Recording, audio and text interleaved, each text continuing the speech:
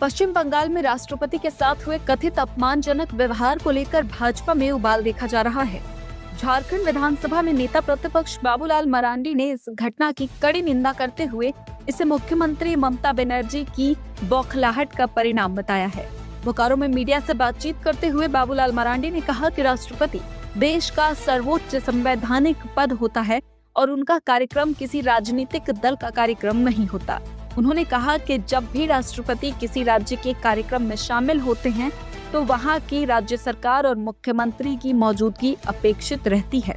मरांडी ने कहा कि कार्यक्रम में मुख्यमंत्री का नहीं जाना, मंत्री तक को नहीं भेजना और प्रशासनिक अधिकारियों की अनुपस्थिति बेहद दुर्भाग्यपूर्ण है। उन्होंने ये भी कहा कि ममता बनर्जी समझ चुकी हैं कि 2026 के विधानसभा चुनाव के बाद बंगाल की सत्ता उनके हाथों से निकल सकती है, इसलिए इस तरह की घटनाएं सामने आ रही हैं। जी, मैं कह सकता हूं कि पश्चिम बंगाल के मुख्यमंत्री ममता बनर्जी बिल्कुल समझ चुकी है, अब उनकी पारी बंगाल से समाप्त हो रही है।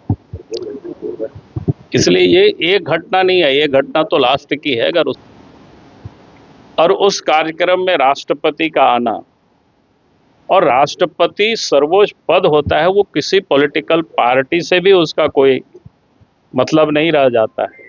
और जब जिस भी प्रदेशों में कार्यक्रम के लिए वो जाते हैं तो वहाँ की सरकार, वहाँ के मुख्यमंत्री खुद प्रेजेंट रहता है, खुद उपस्थित रहता है।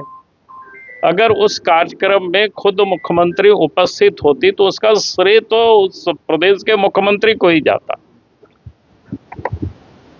लेकिन अपने नहीं जाना, मंत्री तक को नहीं भेजना और यहाँ तक कि डीएम को भी वहां नहीं भेजना, जबकि डीएम वहीं पर थे। आज मैंने सवेरे पता की, तो इससे लगता है कि ममता बिल्कुल बौखला चुकी है और उनको समझ में ये भी आ चुका है कि अब 2026 के विधानसभा चुनाव के बाद अब बंगाल उनके हाथों से पूरी तरह से निकल चुका है।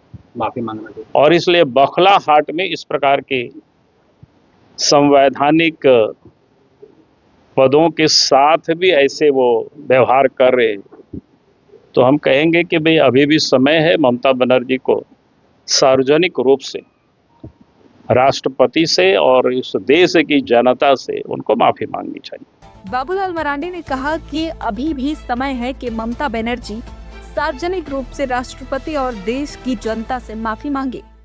मुनादी लाइव के लिए बोकारो से नीरज सिंह की रिपोर्ट।